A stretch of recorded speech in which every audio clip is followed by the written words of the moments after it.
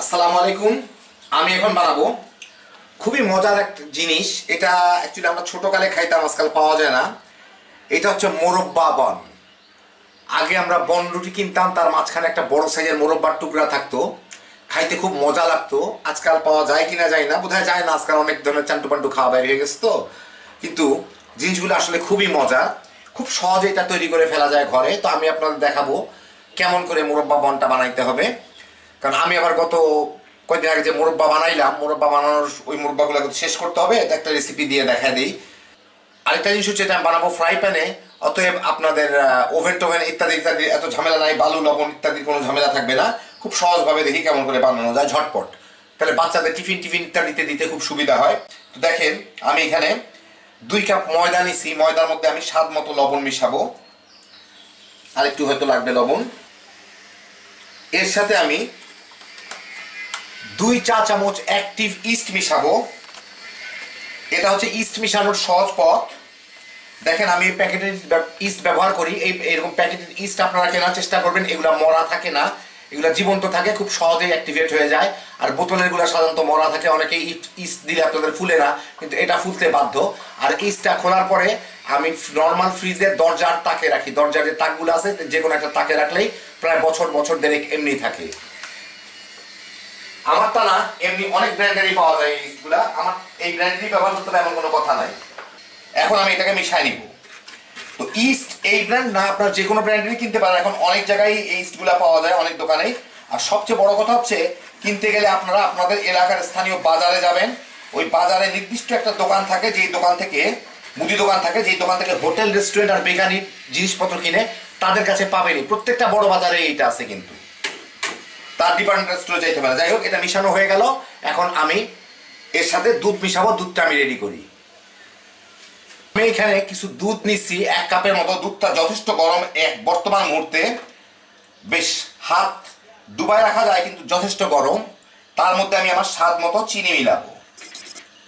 আমি এই দুধটা যেরকম মিষ্টি করবো, আমার রুটিটাও সেরকম মিষ্টি হবে, একটু কম মিষ্টি হবে আর কি। সেই জন্য যথেষ্ট পরিমাণ চিনি দিয়ে আমার দুধটাকে মিলাই নিতে হবে, যাতে আমার রুটির টেস্টটা ভালো হয়। একটু মিষ্টি মিষ্টি, নোনতা মিষ্টি টাইপের হয় সাধারণত বনরুটিগুলা, তো সেই রকম করতে হবে আর কি, যাতে শুধুই খাওয়া যায়। আমি একটু এর টেস্টটা দেখি, যথেষ্ট মিষ্টি। এখন দুধটা কিন্তু যথেষ্ট গরম আছে, বাচ্চাদের খাওয়ানোর দুধের থেকে একটু বেশি গরম। কারণ এটা আমি ময়দার মধ্যে যখন দিব, তখন আলটিমেটলি টেম্পারেচারটা, মানে তাপমাত্রা কমে যাবে। সেই জন্য একটু হালকা বেশি গরম রাখতে হবে, যাতে ময়দার মধ্যে দেওয়ার পরে দুধটা আমাদের বাচ্চাদের দুধ খাওয়ানোর মতো গরম, কিংবা আমাদের গায়ে জ্বর আসলে, নর্মাল জ্বর আসলে যেরকম গরম হয় ততটুকু গরম থাকে। এখন আমি এই ময়দার মধ্যে দুধটা ঢেলে দিয়ে মিলাই নিব। দুধটা কিন্তু তুলনামূলক আমরা ইস্ট অ্যাক্টিভেট করতে যে পরিমাণ গরম রাখি, তার থেকে একটু বেশি গরম ছিল, কারণ ময়দার মধ্যে দেওয়ার সাথে সাথে এটা এর তাপমাত্রাটা কমে যাবে। এখন এটাকে আমার হাত দিয়ে ভালো মতো মিলাই নিতে হবে। আর দুধ গরম থাকা অবস্থায় আমি এর মধ্যে 1 টেবিল চামচের মতো, 2 টেবিল চামচের মতো বাটার দিব, যাতে বাটারটা গলে এর সাথে মিলে যায়। এখন এটাকে ভালো মতো মিলাই নিব। আমার মনে হচ্ছে এতেই হবে, কিন্তু যদি প্রয়োজন হয় তাহলে আমি আরেকটু ময়দা হয়তো অ্যাড করব, কিন্তু আমার মনে হয় না অ্যাড করতে হবে। তো মোটামুটি মিলাই ঝিলাই একটা আমাদের রুটি পরোটার মতো একটা ডো তৈরি করব, ওইরকম শক্ত। তো হয়ে গেল আমার ডোটা, বেশ সুন্দর হয়েছে ডোটা। এখানে লাগলো আমার, আমি আরো আধা কাপ ময়দা অ্যাড করছি, 2.5 কাপ ময়দা, 1 কাপ দুধ, 2 টেবিল চামচ মাখন।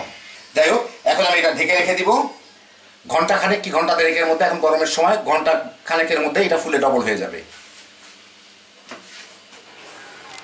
ঘন্টা 2 পরে আমার ময়দাটা মোটামুটি ভালো ফুলে গেছে। এখন এটাকে আমি এর থেকে উঠাই, একটু ময়ান দিয়ে নিব, যাতে ভিতরের বাতাসের বাবলগুলো না থাকে।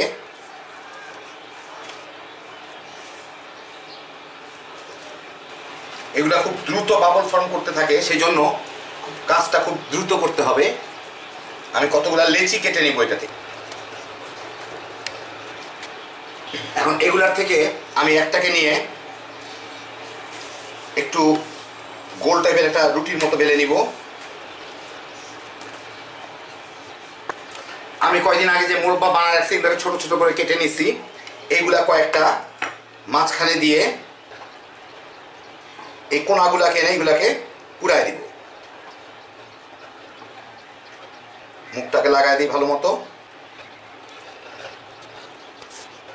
তো হইলো এরকম করে আমি একটা প্লেটে তেল লাগায় রাখছি, সেই প্লেটটার উপরে এগুলাকে রেখে দিব। আর একটা ভিজা কাপড় আছে আমার, একটা গামছা ভিজা রাখছি, এটাকে দিয়ে এভাবে ঢেকে দিব। এরকম করে বাকি সবগুলাকে আমি করে নিব। তো একটু ফাঁক ফাঁক করে রাখতে হবে, কারণ একটু পরে এটা ফুলবে। 10-15 মিনিট আমি রাখবো, যে তার মধ্যে এটা ফুলে জোড়া লেগে না যায় একটার সাথে আরেকটা। চুনের মধ্যে আমার এগুলো এরকম ডুমা ডুমা হয়ে ফুলে আছে, একটার সাথে একটা লেগে গেছে, আমার একটু কষ্ট হবে ছুটাইতে, তারপরেও আমি ছুটাই নিব। তো এখন আমি একটা ফ্রাই প্যান এখানে গরম করে রাখছি, ভালো গরম করছিলাম। এখন আমার চুলার সবচেয়ে লো হিটে দিয়ে দিব। তার আগে আমি এটাকে বসায় দেই। এগুলাকে একটা কাগজও দিয়ে নিছি আমি।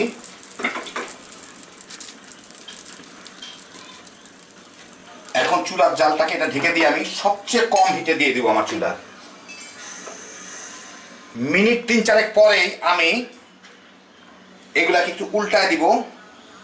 ফুলে ফুলে গায়ে গায়ে লেগে যাচ্ছে, যাই হোক হয়ে যাওয়ার কথা নিচের দিকটা। হ্যাঁ, এই যে দেখেন নিচের দিকটা সুন্দরভাবে হয়ে গেছে। এখন এই সবগুলাকেই আমি উল্টায় ওই দিকটাও ভেজে নিব। আবার 3-4 মিনিট লাগবে আর কি।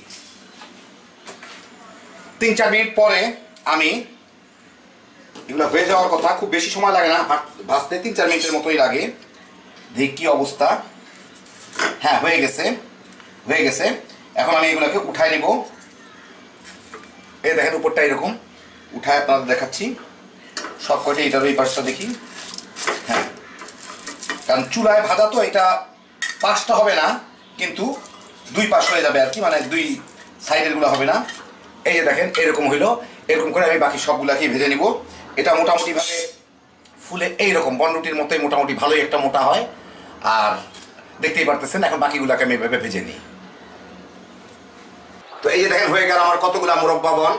এখন আপনাদের আমি একটা ভিতর থেকে কেটে দেখাই, তাহলে সুবিধা হবে। দেখেন এই হচ্ছে ভিতর দিকটা, পুরা মোরব্বাটা ভিতরে আছে। হ্যাপি জোশের একটা জিনিস, বাচ্চা কাচ্চা টিফিনের আদর্শ একটা জিনিস। কত বড় দেখতেই পারতেছেন, দিয়ে দিবেন, আরামে খেয়ে নিতে পারবে টিফিনের সময়। হ্যাপি জোশের একটা জিনিস, খালি বানাইবেন আর তামা তামা করে খাইবেন, নিজেরাও খাইতে পারেন। খুবই মজার জিনিসটা। অনেকেই এইটা আমরা ছোটকালে অনেক সময় পাইতাম, এখন অনেক জায়গায় পাওয়া যায়, অনেক জায়গায় পাওয়া যায় না। তো শেপটা হয়তো অন্যরকম বনরুটির মতো হইতো, কিন্তু চুলায় করা হয়েছে দেখে 2 দিকই ব্রাউন হয়, এই সাইডগুলো হয় না। কিন্তু ভিতর দিকটা দেখেন, ভিতর দিকটা কোনো কাঁচা নাই। এটা মানে স্ট্যান্ডার্ড যেরকম হওয়ার কথা ঠিক সেরকম রুটি যেরকম হয় ঠিক সেরকম হয়েছে। যথেষ্ট নরম একটা জিনিস। তো দেখেন কত সহজে বানাই ফেললাম। আল্লাহ আপনাদের সবাইকে ভালো রাখুন। ইনশাআল্লাহ আবার দেখা হবে। আল্লাহ হাফিজ।